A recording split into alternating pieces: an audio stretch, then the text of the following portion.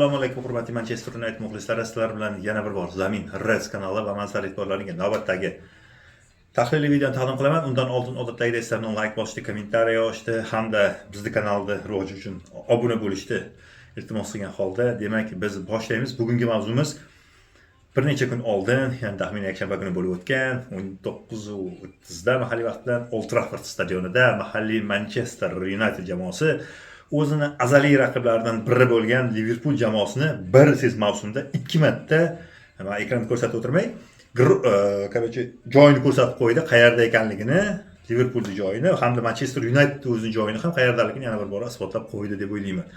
O'yin nuqtai nazaridan keladigan bo'lsak, o'yin Manchester tomonidan bo'ldi deb ayta olaman. Butun o'yinni Manchester boshqardi, hattoki ularga shu darajaga bordiki, ularga imkoniyatni ham Manchesterning o'zi yaratib berdi. Va o'zini qilgan xatolarini keyinchalik o'sha bitta futbolchimiz to'g'rilab,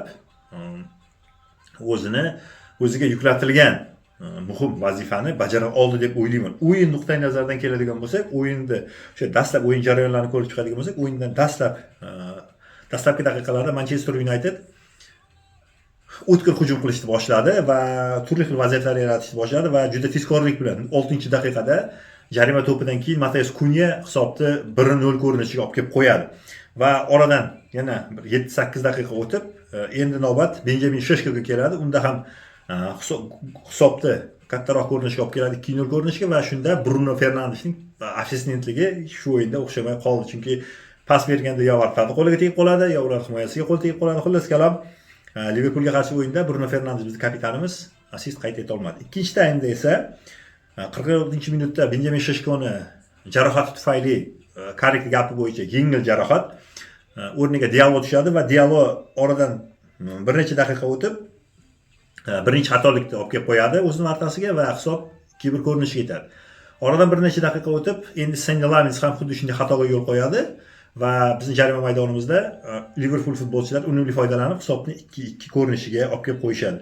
Va shundan so'ng Manchester Unitedda yana zaminalar boshlandi.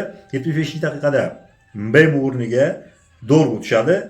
77-daqiqada esa Kobe Mainoo, Manchester Unitedning tarbiyalanuvchisi, ajoyib tarzda jarima maydonidan tashqarida gol uradi va hisobni 3-2 ko'rinishiga, yakuniy hisobga olib kelib qo'yadi. Shundan so'ng biz 87 hamda 90-daqiqalarda Matheus Cunha hamda Bruno Fernandeslarning o'rniga Joshua Zirkzee hamda Leni yoriladi, maydonga tushib, Karik shu bilan o'yinni yakunlay berdi va ishonchli tarzda, kutilgan tarzda biz Chempionlar Ligasi uchun beriladigan yo'llanmani qo'lga kiritdik.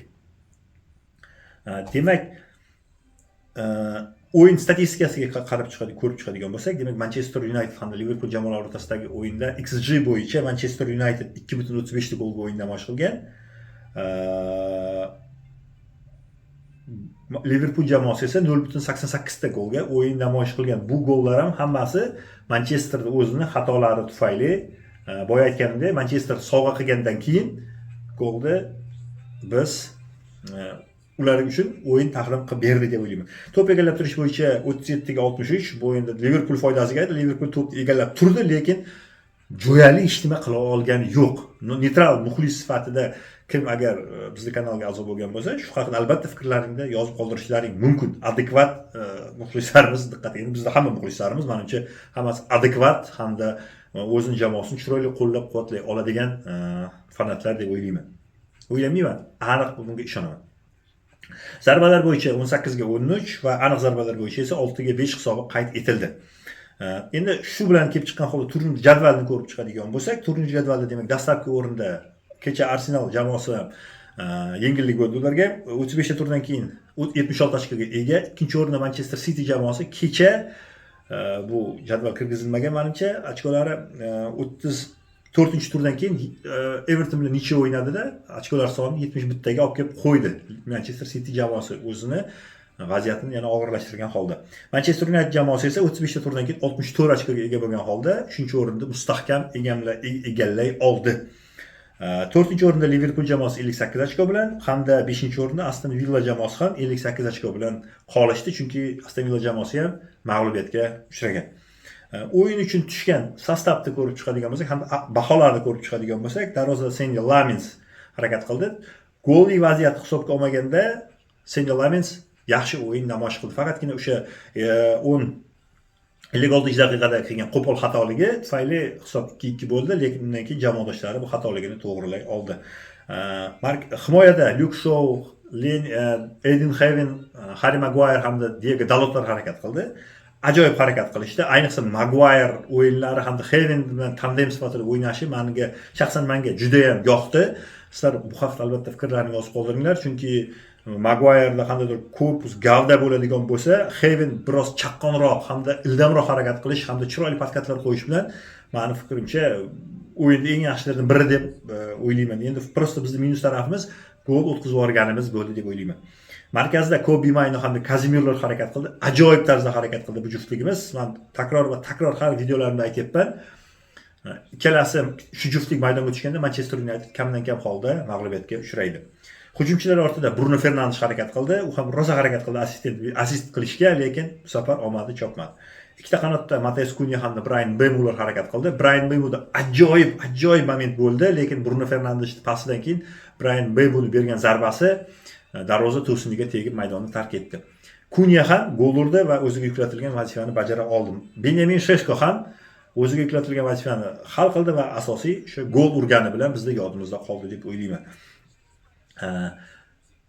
Va o'zidan menimcha bu hech qanday sportga sabab bo'lmaydi. O'yinda eng yaxshi o'yinchi sifatida Kobe Mayno qayd etildi va o'ylashimcha Kobe Mayno shartnomasini ham uzaytirdi va bu pozitiv nuqtada ketyapti va xudo xolasa Yevropa Chempionlar Ligasiga ham chiqqanimizdan keyin Manchester o'yinda ham terma jamoalarda ham sermahsul o'yin namoyish qila oladi deb o'ylayman. Faqat travmalarsiz. Va yana bir muhim yangilik, ko'p joyda aytilgan yangilik.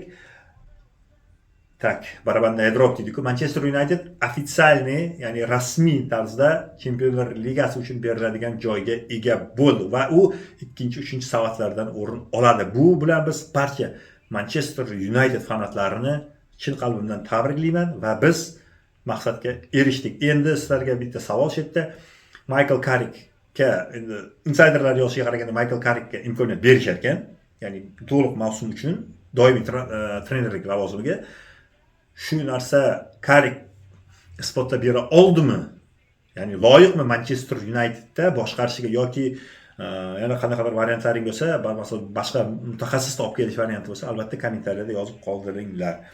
Meni sizlarga yetkazmoqchi bo'lgan ma'lumotlarim shundan iborat edi. Sizlar bilan Zamin Reds kanali bo'ldi. Sizlardan odatdagidek aktivlikda like bosishda, kommentariy yozishda hamda bizning kanalga turgan knopkalarni bosib qo'yishlaringizni iltimos qilgan holda sizlar bilan xayrlashaman. Va videoning so'ngida albatta o'tgan o'yinda Liverpoolga qarshi 3 ta tang gollarni qo'yib berishdi. Sizlarga lozim topdim. Bo'layotganday aktivlikni kutib qolgan holda sizlar bilan xayrlashaman. Xayr. O'zlaringiz asranglar.